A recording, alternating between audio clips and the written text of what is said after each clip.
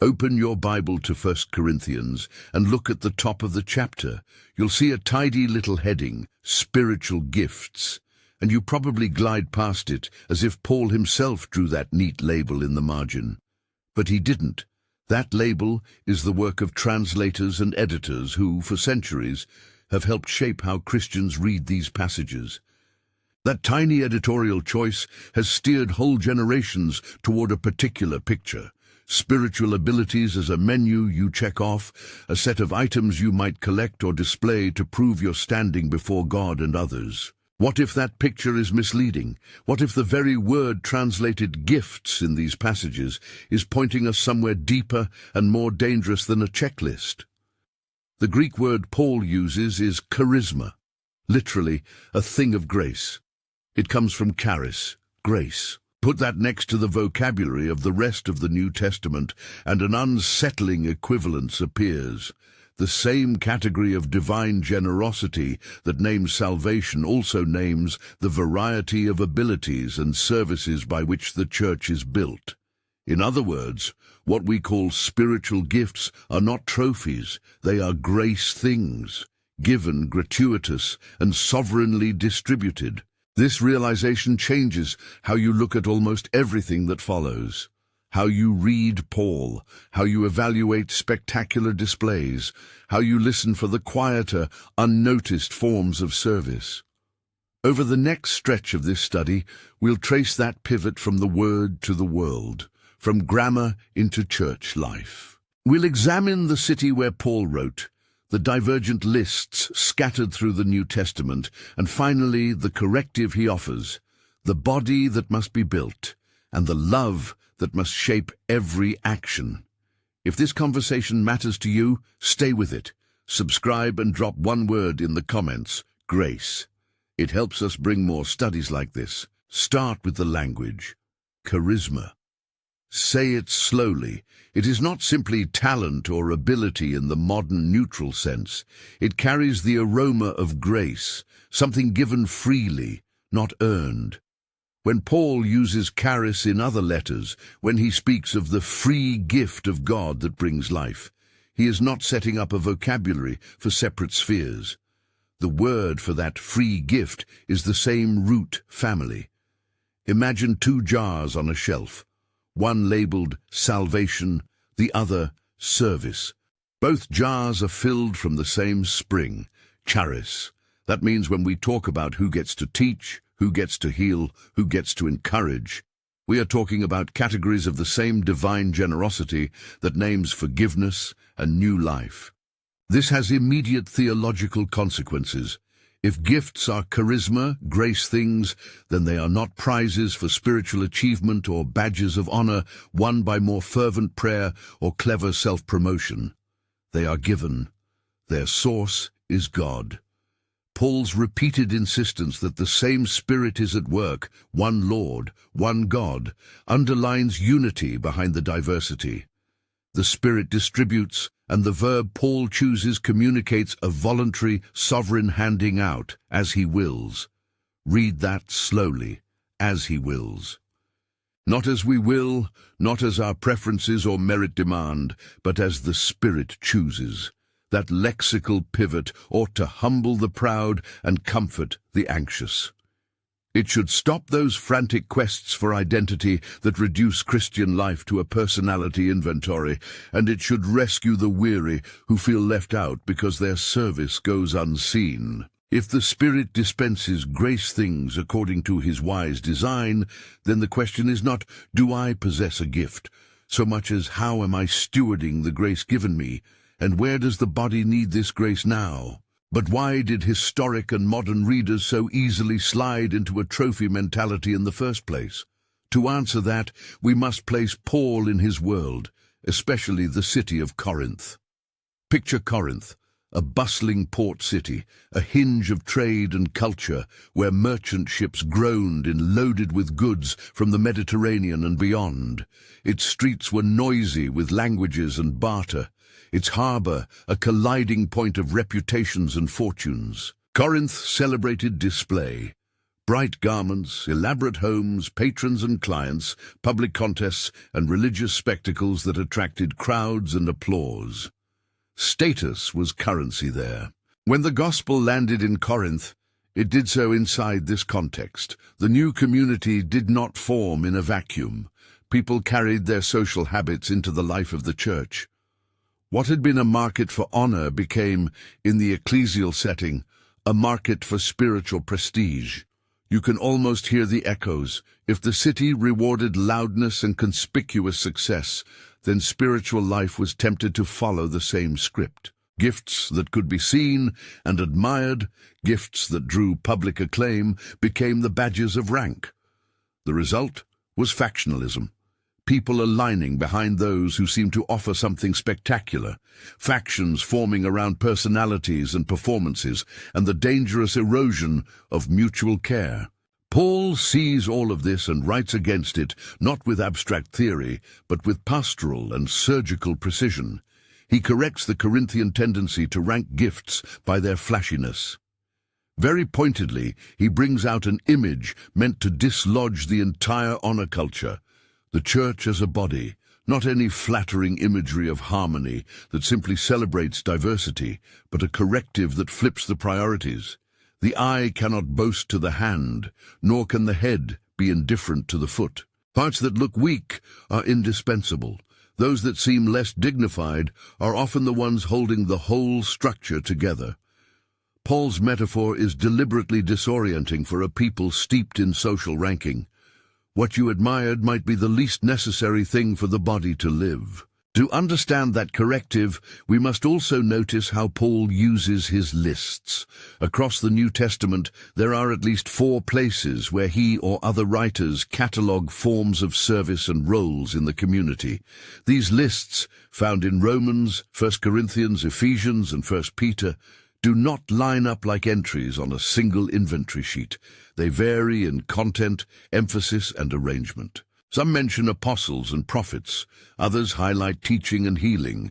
Some combine roles with practical ministries like hospitality and administration.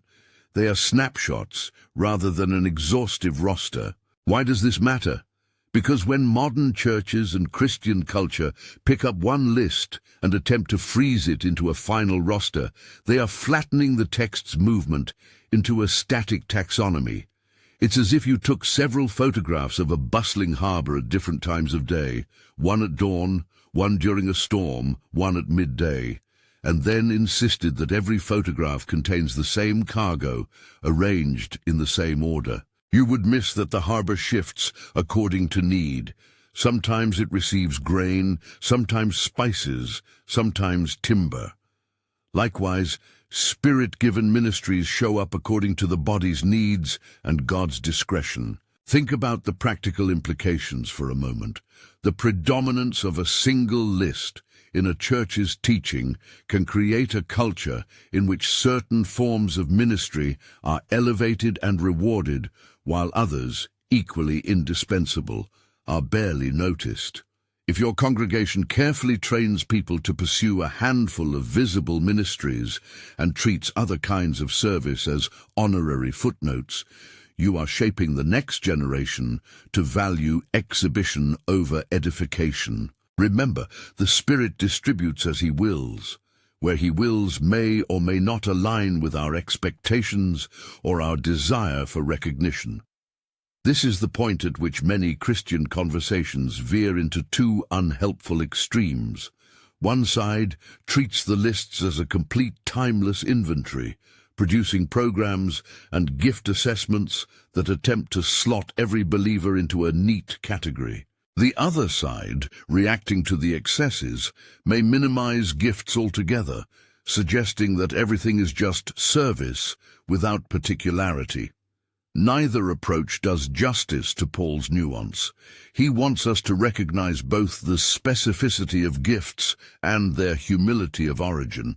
He wants us to see difference without ranking, diversity without rivalry. Here we return to that pungent phrase again, as He wills. It is not merely a doctrine of God's sovereignty, it is a pastoral safeguard. If the Spirit gives according to his wise intent, then nobody can claim that their ministry is the crown by which God measures favor, nor can the one who labors in quiet think their work unnoticed by the giver. The distribution of grace things is both particular and generous, neither a reward nor a scarcity. It is the Spirit's plumbing, not human merit. At this juncture, it's helpful to imagine two competing images. On one hand, consider a public gong, the kind that sounds to call attention, to announce, to enthrall. It is loud, easily seen, gets applause. On the other hand, picture a mason's mortar, the unromantic tool that binds stones together behind the scenes. It receives no applause, it does not glitter in the sunlight, yet without it, the cathedral collapses.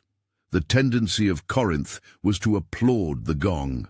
Paul's corrective invites the church to revalue the mortar's quiet, steady work. Still, you might say, what about the miraculous signs? What about the extraordinary, healing, visions, tongues? Paul does not ignore them. In 1 Corinthians he addresses phenomena that captivated Corinthian imaginations precisely because they were spectacular. But his response is not to banish the spectacular, it is to test it by purpose and by love. Does what appears miraculous result in the building up of the community? Does it manifest the fruit of love? If not, then spectacle is simply noise, gong sounding without mortar-binding consequences. It is tempting at this point to draw a neat conclusion. Visible gifts are fine, hidden gifts are fine, both are given by the Spirit. Be grateful and move on. But that would be to short-circuit the deeper controversy Paul was addressing. The real scandal in Corinth was not merely that some gifts were visible, it was that visibility became a means of status and division. The church's shared table, the communal life that should bind people together, had become a stage for individual distinction and humiliation. Lawsuits were brought by believers against believers. Feasts that should embody hospitality instead magnified social rifts. The Spirit's distribution was being co-opted into human competition. To comprehend how corrosive that is, imagine a family dinner where some relatives constantly remind everyone of how much they contributed, while others silently do the dishes because no one saw them cook. What happens to the table? The conversation falters, respect erodes, and some leave hungry for recognition. Paul uses the body image to insist. The health of the body is not measured by applause, but by mutual dependence. The most needed parts are not necessarily the most celebrated. Indeed, they often go unseen. This leads us to another vital point. Paul's lists and metaphors are not intending to soothe vanity alone. They are pastoral instruments for building the church's structural integrity. The body metaphor is architectural language. Picture cathedral builders at work. The mason who mixes mortar, the carpenter who frames the roof, the stonemason who cuts blocks. Each has a different skill, but the cathedral depends on each one.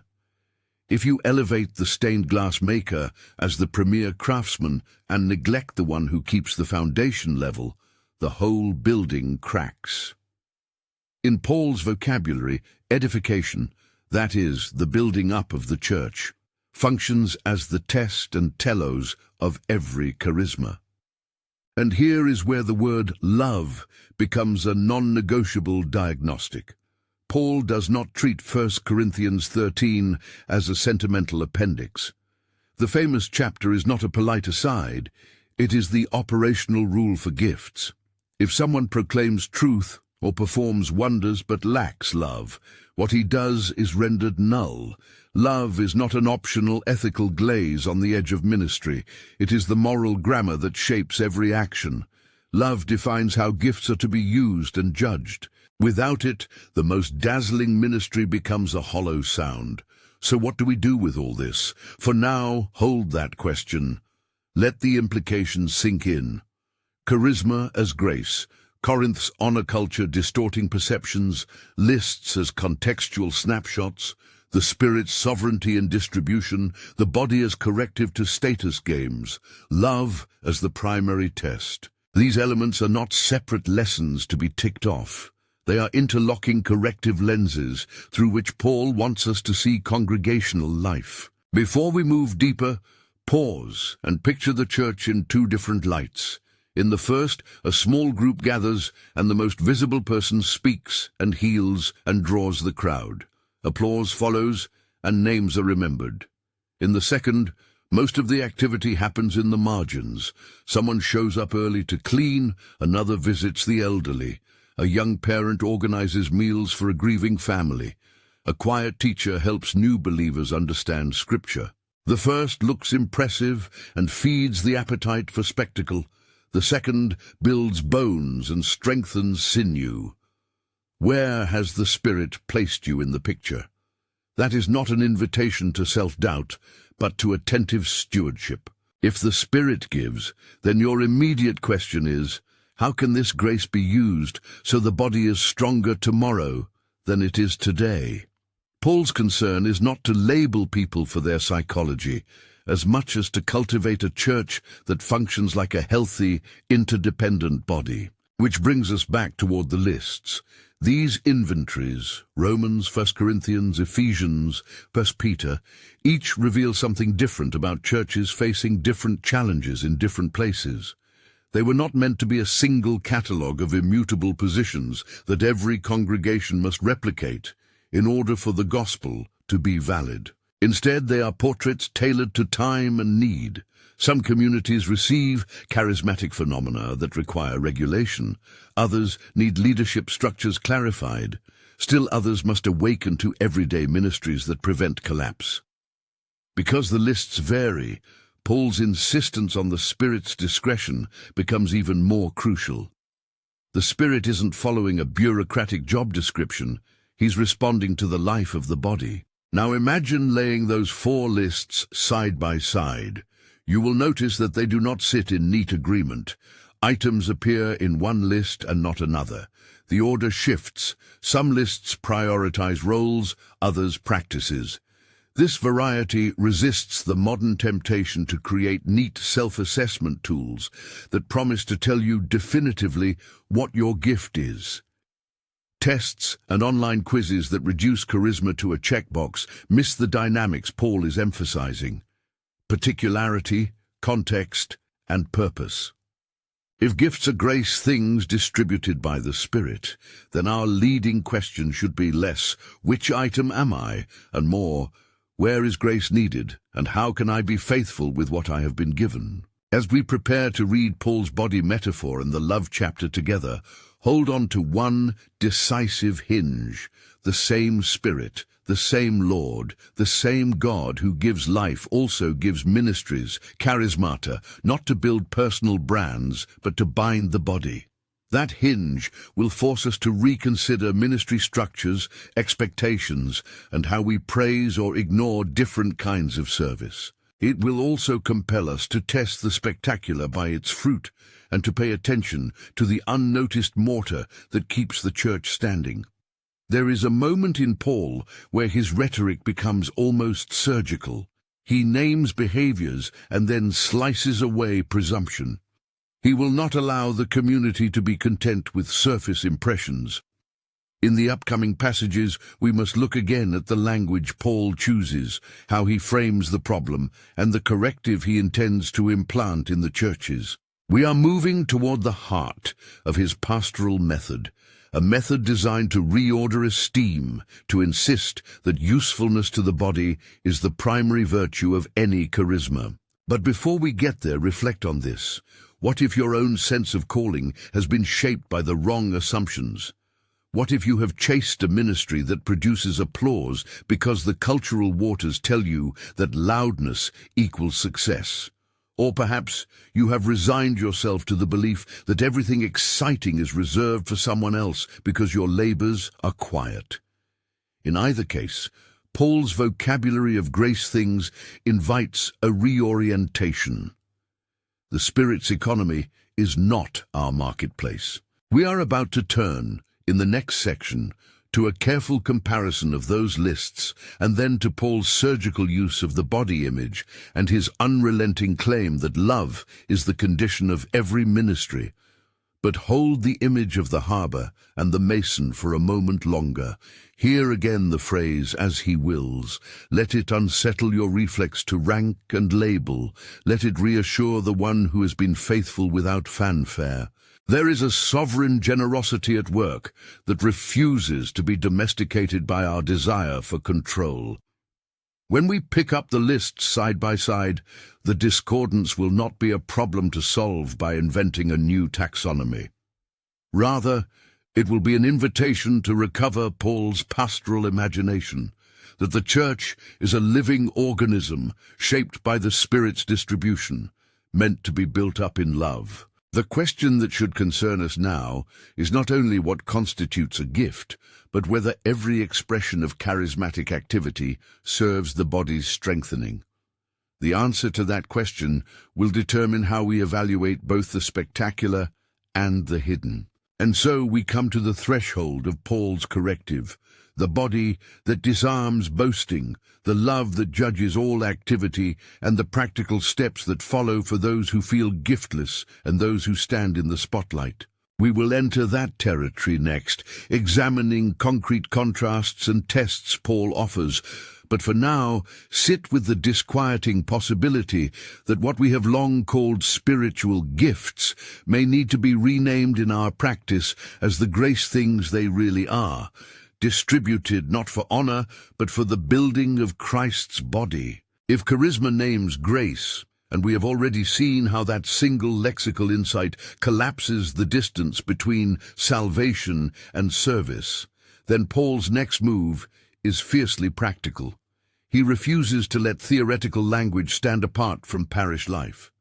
The images he summons in chapter 12 are surgical. They are meant to rearrange how a congregation measures worth. Read the body metaphor not as a flattering portrait of harmony, but as an intentional corrective to an honor code that assumed visibility equals value. Begin with the refrain, the same Spirit, the same Lord, the same God.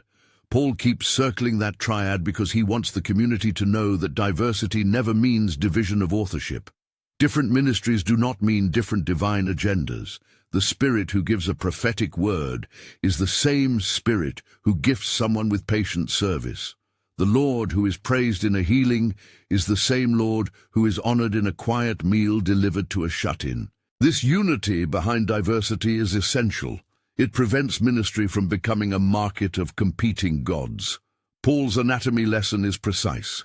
He does not allow the eye to undermine the foot by boasting. Instead, he forces the community to imagine dependency. A part that appears weak can be the very hinge of movement. What looks obscure sometimes turns out to be the structural keystone. If you imagine the church built like a theater stage where only the performers matter, you will be surprised and dismayed when the scaffolding goes rotten. Paul insists that the church is more like a living organism or a cathedral. Both images point to interdependence, not rank. When Paul lists various forms of ministry across the New Testament, Romans, 1 Corinthians, Ephesians, 1 Peter, he does something subtle but decisive. He refuses to let any one list become the gospel's final job description. Each inventory answers different pastoral needs. Some lists emphasize offices and roles, others foreground activities and charisms. A few highlight the extraordinary while others focus on the mundane. The divergence itself speaks loudly. The Spirit's economy is not standardized by human bureaucracy. Instead of forcing the texts into a single harmonized sheet, Paul asks us to read them as situational snapshots, windows into how grace functioned in particular communities with particular needs. That observation undercuts two common errors. The first is the programmatic approach: convert one list into a fixed menu and then design church life around checking boxes. That yields classes, diagnostics, and personality tests promising to tell you definitively what your gift is. Such tools can be helpful starting points, but Paul would caution against letting them become verdicts. The second error is flattening all ministry into a bland egalitarianism that denies particularity. If everything is simply service, with no distinctions, then we lose the specificity that helps communities flourish. Paul's balance recognizes both the particular and the common. Gifts differ. Their purpose is common, the body's health. So how do we judge whether a given charismatic display or a particular ministry is genuine? Paul gives us a twin criterion that can be practiced in any church or small group: building up, edification, and love. Consider these two tests not as sterile checklists, but as moral and communal rhythms by which the Spirit's work is authenticated. When a word, an act, or an office leads to the strengthening of the community, clearer faith, deeper unity, more mutual care, then it bears fruit. When the action is saturated with love, patient, humble, sacrificial, then it is in keeping with Christ's character. The two together guard against spectacle and self-seeking. Think of it this way: edification is the structural test. Does this ministry contribute to the church's health? Love is the tempering test. What is the motive and manner of this ministry? A healing that draws people to Christ and results in deeper commitment can be a sign of the Spirit's activity. A healing used to inflate the healer's reputation or to exclude others is suspect. A prophecy offered that points people to Christ, corrects gently, and builds up is useful. A prophecy wielded to shame or to dominate should be resisted. In 1 Corinthians, Paul insists that without love, the most vivid acts are empty noise, an observation aimed precisely at Corinth's taste for drama. The famous love chapter functions as practical theology, not ornamental poetry. Paul lists love's qualities: patient, kind, envious of no one, not arrogant, and then proceeds to place love above charismatic activity. Why? Because love preserves the body's life. Without love, gifts become idols. They create a hierarchy of esteem where none should exist and warp the congregation into a stage for honor. Paul's fierce insistence on love is therefore pastoral. He intends to produce a community whose primary identity is not giftedness, but Christ-likeness. This raises a pastoral question for today. How do we cultivate that kind of love-shaped accountability without damaging the Spirit's freedom or discouraging legitimate ministries? The first step is to alter our evaluative habits. Instead of asking, "How spectacular was that moment?" leaders and communities should ask, "Did that moment result in the strengthening of the body? And was it done in love?" This reorientation privileges long-term health over short-lived applause. It invites congregations to track the long game. Conversion rates, perseverance in faith, better mutual care, and growing humility should be the metrics we prize. Second, build structures that privilege the unnoticed work. Recognize that certain ministries naturally attract attention: teaching, public prayer, healing, while others are inherently hidden: visitation, administrative labor, preparing meals, changing diapers, fixing leaks. If a church's calendar and budget disproportionately praise the visible, it will produce a culture of display. If instead recognition, resourcing, and training intentionally support hidden ministries, the structure sends a different message: what binds the body matters. Third, when you encounter spectacular phenomena, practice discernment with community and patience. The New Testament does not give us a mystical formula to authenticate every sign. Rather, it commends communal testing, accountability, and time. Prophecy in Corinth had to be interpreted and tested in the assembly. Extraordinary claims were not left to one person's experience, but assessed in light of the community's life and the fruit they produced. This is a humble, non-spectacular approach to the supernatural, one that neither denies the possibility of extraordinary acts nor flings open the doors to chaos. At this point, practical application ought to press into two audiences that live in different anxieties: those who feel giftless and those whose gifts are conspicuous.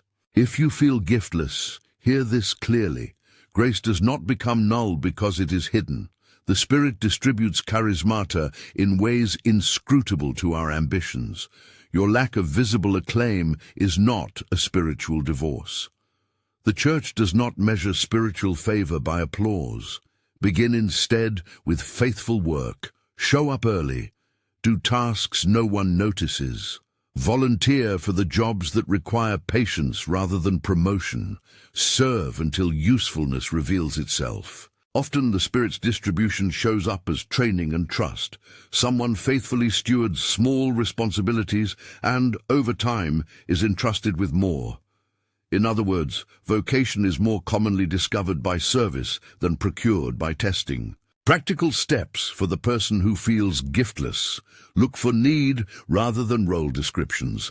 Ask how you can be useful today. Find 1 or 2 consistent practices, bringing meals, weekly phone calls, teaching a short group, handling hospitality, and serve them with steadiness. Ask mentors to observe and give feedback. Be willing to try things that feel unglamorous. The masonry of the Church is filled with such labors. Over time, patterns will become visible. Certain tasks will fit your temper, others will not. People will bring you pieces of ministry because they observe your reliability. That is often how the Spirit reveals gifts, through the body's recognition as much as through an internal sense. For those with visible gifts, the correction is equally urgent and tender. Visibility carries temptation. The applause can easily reorient motives. If your gift produces influence, ask routinely, where does this influence go? Does it build others, or does it build my platform? Do I use this opportunity to equip and release, or to consolidate attention? Visibility is a stewardship, not a prize. Use your platform to multiply the building work. Train others, spotlight the unseen workers, and leverage your recognition to strengthen the structures that sustain the congregation. When a visible gift is used to promote others' participation rather than to monopolize attention, it is fulfilling its purpose. Concretely, someone with a public gift can practice regular accountability. Invite trusted leaders or peers to give candid feedback on motive and fruit. Commit to mentoring emerging servants. Rotate opportunities so that many learn public tasks.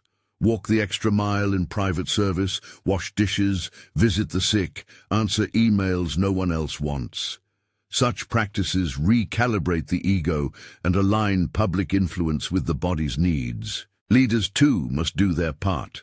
Pastors, elders, and ministry leaders should resist constructing ministry pipelines that funnel attention to a few while neglecting others. Develop rhythms that teach the congregation to value both the gong and the mortar. Celebrate hidden labors publicly. Train for tasks that often go unteachable. Grief care, hospital visiting, administrative excellence. So these are not left to ad hoc volunteers. Create apprenticeship models so that visible ministries multiply servants rather than idols. Another correction concerns how we use diagnostic tools. Spiritual gift inventories can be helpful as exploratory instruments, a starting map. But they are not the final borderlines of the Spirit's work. Use them to generate possibilities, not to close doors. Encourage people to iterate. Try assignments, receive feedback, observe outcomes. Discernment is less about getting a label and more about watching whether a given task contributes to the Church's health and whether the person grows in love while doing it. We must also address the temptation to treat gifts as success markers. In Corinth, the appetite for spectacle produced factions, lawsuits, and humiliation at the shared table. In modern terms, that looks like ministry streams where some are elevated and others sidelined, or movements where leaders are protected from critique because their gifts are deemed indispensable. Paul's remedy is not suppression, but reorientation. Every gift exists for mutual benefit. If one person's ministry corrodes another's dignity or damages communal ties, then it has failed. The test is not popularity or attendance. It is whether the body is more resilient, more loving, and more Christ-like. What about miraculous gifts? Here Paul shows exemplary pastoral modesty and theological caution. He addresses phenomena, tongues, healings, visionary experiences, without reducing them to mere novelties or allowing them to dominate church life. He neither grants them a monopoly nor denies their possible authenticity.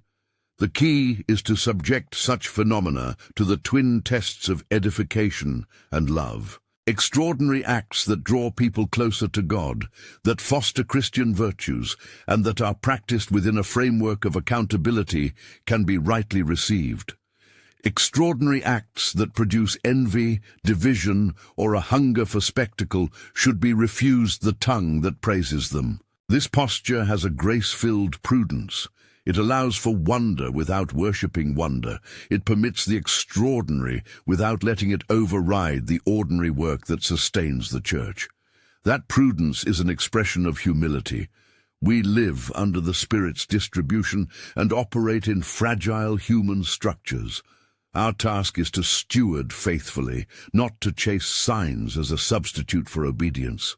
A pastoral leader must therefore cultivate both hospitality and discernment, welcome testimonies and experiences, but practice community-based discernment. Encourage testimony to be accompanied by accountability. Teach the congregation to evaluate spiritual experiences by their fruit. Provide catechesis on love as the primary lens. Make the disposition of humility normative. Theology must finally return to Christ. If charisma is charis, grace, then the pattern of the giver is decisive. Jesus models the disposition that should govern every gift: humility, service, and costly love. He does not come to be served, but to serve and to give his life as a ransom. The distribution of grace things echoes his economy. The cross is the paradigm for any ministry that builds. It is the ground that shapes how gifts are exercised.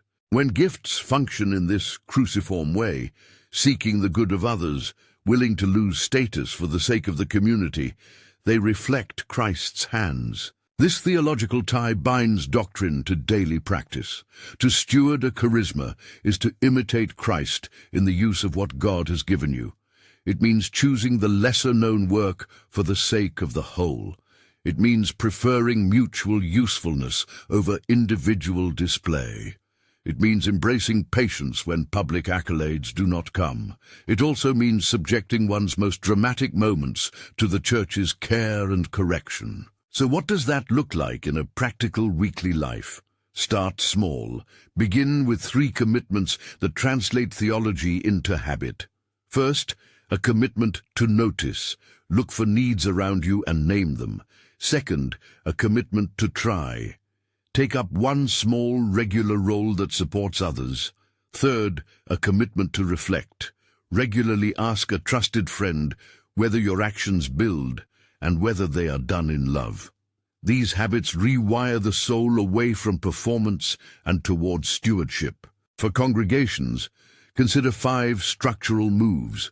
Resource overlooked ministries with time and budget. Teach love as the primary test of ministry.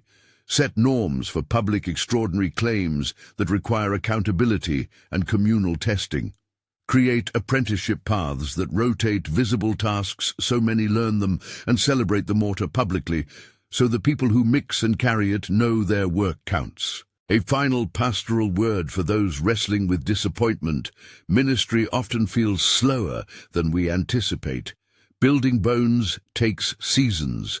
Gifts that appear overnight in one context may take years to become visible in another. The Spirit's timing is sovereign and often countercultural.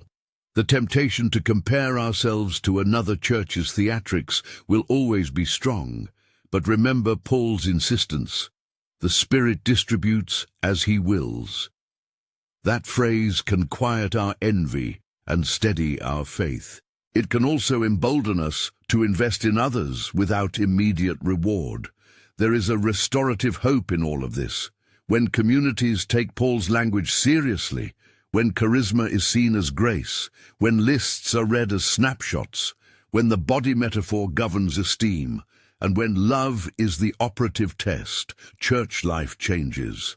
The hungry are fed, hidden needs are met. People are released into service that fits their temperament and gifts. The public performers learn to steward influence. The unseen servants gain recognition that matters. The church begins to look less like a contest and more like a household where each member gives and receives in ways that strengthen the whole. If you find yourself wondering which side of this map you occupy, ask not for an instant label, but for a posture. Will you be someone who seeks glory, or someone who seeks the good of the neighbor? Will you be a performer or a builder?